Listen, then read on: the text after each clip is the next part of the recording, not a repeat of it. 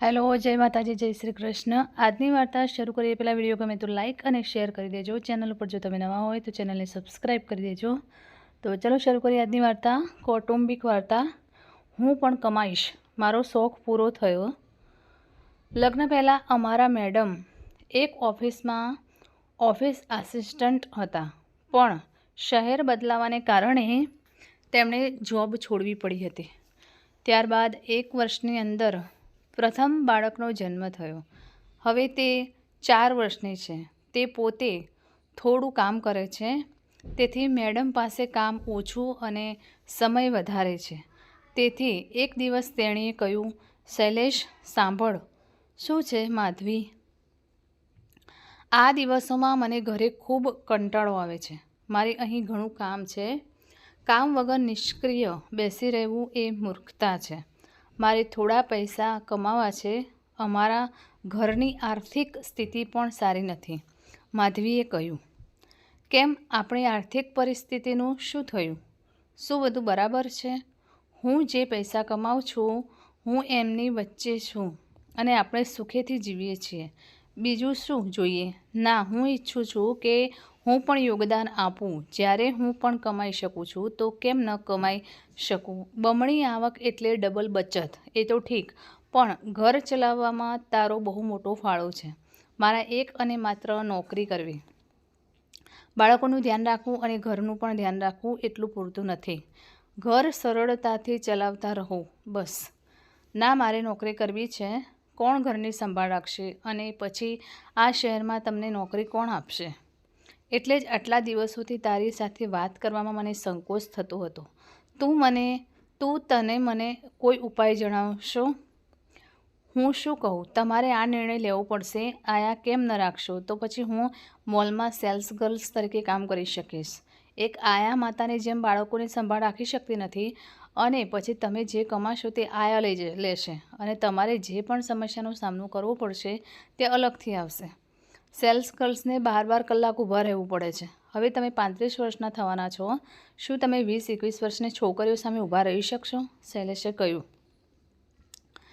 તેથી હું ઘરે રહીને પણ કમાઈ શકું છું। તમે ઘર ચલાવો અને કમાઓ, પણ આમાં મને શું વાંધો છે? હું ખુશ થઈશ, પણ તમે શું કરશો? હું વિચારીને તને કહીશ। આટલું કહીને માધવી ચૂપ થઈ ગઈ। મેં નક્કી કર્યું છે કે હું કન્ટેન્ટ રાઇટર બનીશ, માધવીએ 8-10 દિવસ પછી શૈલેષને કહ્યું। વાહ, ઉત્તમ! લેખક બનીને તમે માત્ર પૈસા જ નહીં મેળવશો, પણ તમને ખ્યાતિ પણ મળશે।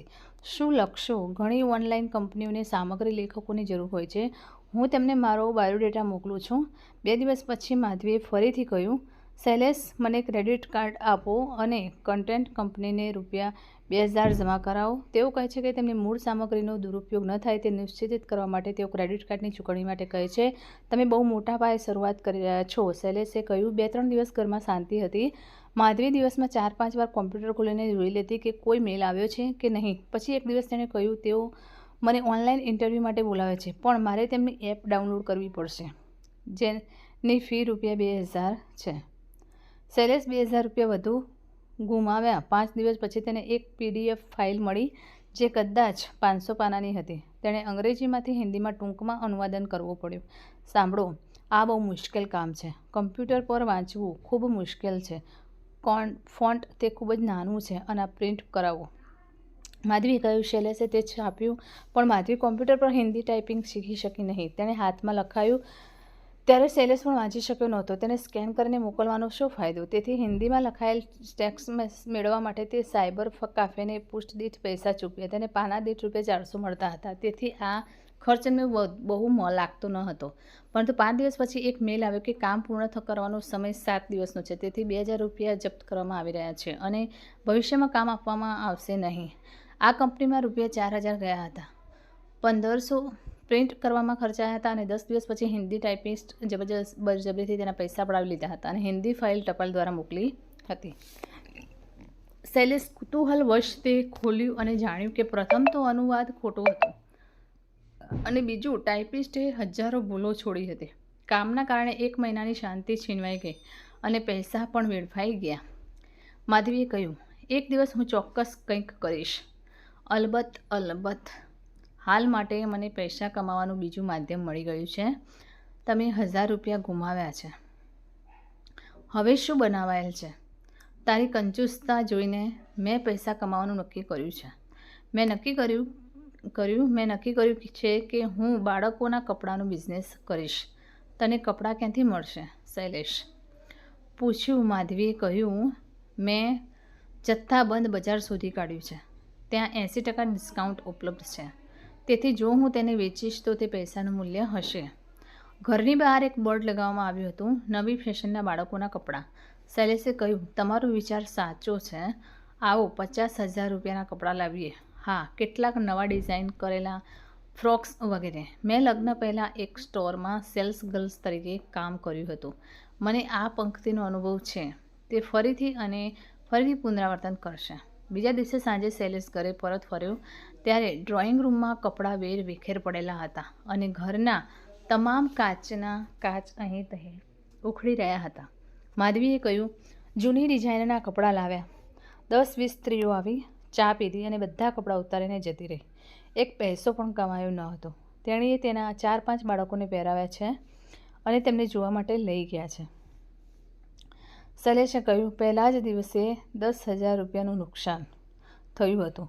સારું, જો આ ફ્રોક તમારી દીકરીને બંધ બેસે છે તો હું સ્વીકારીશ કે તમારો સ્વાદ સારો છે. માધવીએ તેનો પ્રયાસ કર્યો અને જોયું કે તે ચુસ્ત હતું અને જ્યારે તે ખેંચવામાં આવ્યું ત્યારે ફ્રોક ફાટી ગયું હતું. પછી એક ખરીદનાર આવ્યો જેણે 5-6 કપડાં લીધા હતા અને સાઇઝ બરાબર નથી, ફેબ્રિક ખરાબ છે અને ડિઝાઇન હાસ્યાસ્પદ છે એમ કહીને પરત કર્યા હતા. બંટીએ કપડાનો એક ટુકડો પણ પહેરવાની ના પાડી. મેં જ્યારે નોકરાણીને આપવાનો પ્રયત્ન કર્યો ત્યારે તેણે કહ્યું, મેડમ, તમે જે વસ્તુ 500 રૂપિયામાં વેચો છો તે અમારા મંગળવારના બજારમાં 50 રૂપિયામાં વેચાય છે અને તેણે તે મફતમાં પણ લેવાની ના પાડી. તે તેનું શું કરશે? થોડા દિવસો પછી માધવીએ ફરી શૈલેષને કહ્યું, સાંભળો, તમે આવું સાંભળો છો? બોલશો નહીં, મારું હૃદય ડૂબી જાય છે. મને લાગે છે કે તમે પૈસા કમાવા માટે કોઈ નવો સાહસિક ધંધો શરૂ કરવા જઈ રહ્યા છો. શૈલેષે ગભરાતા કહ્યું, તમે સાંભળો તો સારું રહેશે. મને કહો, કપડાં વેચવાનો આ ધંધો મારા માટે નથી. ક્યારેક ના પહોંચવા કરતાં શું તમે મને કહી શકો છો કે મારા ચિત્રો કેવી છે? મારી દીકરીની ડ્રોઈંગ નોટબુકમાં તમે ડ્રોઈંગ કરતા જોયા પછી હું કહી શકું કે તું પેઇન્ટિંગમાં નિષ્ણાત છો. હું પેઇન્ટિંગનું કામ કેવી રીતે કરું? આજકાલ પેઇન્ટિંગ્સ કરોડોમાં વેચાય છે. સારું થશે. લોકો તેમના ઘરોમાં કલાકારોના ચિત્રો સ્થાપિત કરવા માંગે છે. તેને બનાવવાનું શરૂ કરો. શૈલેષે પોતાનો જીવ બચાવવા કહ્યું, પહેલાં વસ્તુઓ લાવો, પછી હું શરૂ કરીશ. સામગ્રી? હા, ચિત્રો માટેની સામગ્રી લખી લો. તે ખૂબ ખર્ચાળ હશે. યાદી શું હતી? તે આખો રસોડાનો રોલ હતો જેમાં 200 જેટલી વસ્તુઓ હતી. તો શું એક વખત પેઇન્ટિંગ વેચાય તે નફો બની જાય છે? કેટલું લાગશે? માત્ર $40,000ની આસપાસ. હું પૂછીને આવ્યો છું. બાપા, ના બાપા, આ બધી મારી બાકી બચત છે. તમે ઓછાથી શરૂઆત કરો. શું નાની શરૂઆત કરીને કંઈ ન બની શકે? ના, હું મારી બચત ખર્ચી શકતો નથી. 10-20 હજાર રૂપિયાની વાત અલગ છે. આવતા વર્ષ સુધીમાં તમારી મૂડી બમણી થઈ જશે. ના, જુઓ, ઓછામાં ઓછું સાંભળો. જરાય નહીં. તને શું થયું છે? આ રીતે ઘરમાં અશાંતિ ઊભી કરીને શું ફાયદો? તમે છેલ્લા 1 મહિનાથી નાટક બનાવી રહ્યા છો. હું કોઈ કરોડપતિ નથી જે તમારા શોખ માટે લાખો રૂપિયા ખર્ચી શકું. હું મારા શોખ માટે સામગ્રી માગતો નથી. મારે થોડા પૈસા કમાવવા છે. તેથી જ તમે ઈર્ષ્યા કરો છો. મને ઈર્ષ્યા કેમ થઈ? જરા વિચારો. જો તમારી પેઇન્ટિંગ્સ વેચવામાં નહીં આવે તો બધા પૈસા ટ્રેનમાં જશે. જો તમને ક્યારેય પૈસાની જરૂર પડશે તો તમે શું કરશો? ઠીક છે, તમારા પૈસા પર સાપની જેમ બેસી રહેજો. હું મારા ગળાની સાંકળ વેચીને સામાન લઉં છું. એનો અર્થ એ છે કે તમે એટલો વિશ્વાસ છે કે પેઇન્ટિંગ્સ વેચવામાં આવશે, તેથી તમે તમારા ગળાની સાંકળ વેચવા પણ તૈયાર છો. જો મારો ઉછેર તમારા જેવા માણસ દ્વારા થયો હોય તો હું બીજું શું કરી શકું? ગળાની સાંકળ વેચશો નહીં. હું કાલે બેંકમાંથી લોન લઈશ. હવે અમારા ઘરની બધી દિવાલો રંગાઈ ગઈ છે. પડદા પર રંગો છે, ટ્યુબ અને બોટલો અહીં ત્યાં પથરાયેલ છે. માધવીએ ડ્રોઈંગ રૂમનો એક ખૂણો કબજે કર્યો જ્યાં તેઓ સામાન પડેલો હતો અને 30-40 કેનવાસ અડધા પૂરા પડેલા હતા, કારણ કે માધવી ફૂલોના ગોળા અને પર્વત પરની કેપડીથી આગળ વધી શકતી ન હતી. હા, આ દિવસોમાં તે ડ્રેસ આર્ટિસ્ટ જેવી બની ગઈ છે. હવે તે મેકઅપ નથી કરતી, વાળ વિખેરાયેલા રહે છે. તે કોટનની સાડી પહેરે છે, પેન્ટ નખ પર રહે છે. જ્યારે કોઈ આવે છે ત્યારે શૈલેષ જુઠ્ઠું બોલે છે અને કહે છે કે માધવીને હોટલમાંથી 50 રૂમ માટે પેઇન્ટિંગનો ઓર્ડર મળ્યો છે. હોટેલ માલિક પેઇન્ટિંગ્સ ખરીદતાની સાથે જ તે ચેક મોકલી દેશે. માધવી ડ્રોઈંગ રૂમમાં સૂઈ જાય છે અને શૈલેષ ડબલ બેડ પર આરામથી નસકોરા લે છે. શું કંઈ વેચાય છે? મારી આખી ફેક્ટરીમાં ફક્ત એક જ વ્યક્તિ હતી જેને તમારું એક પેઇન્ટિંગ ગમ્યું હતું. બાકીનું વેચાણ થયું ન હતું. બધા ડ્રેઇન નીચે ગયા. જો તમે તેને વેચવામાં થોડો પ્રયત્ન કર્યો હોત તો તે ચોક્કસપણે વેચાઈ ગયું હોત. તે એટલું ખરાબ ન હતું, ખરું ને? હા, એ બધી મારી ભૂલ છે. જો તમે આનાથી સંતુષ્ટ છો તો તે યોગ્ય છે. ઘણા પૈસા ખોવાઈ ગયા છે. મને ખૂબ જ ખરાબ લાગે છે. ચાલો, જે થયું તે થયું. હવે પહેલાંની અર્થવ્યવસ્થા પર જઈએ, એટલે કે હું કમાઉં છું અને તમે ખર્ચ કરતા રહો. જો તમે આ જ કમાતા રહેશો તો તમારે ભીખ માંગવાનો આશરો લેવો પડશે. ચાલો, મજાક ના કરો. એક વાત સાંભળો. બિલકુલ નહીં.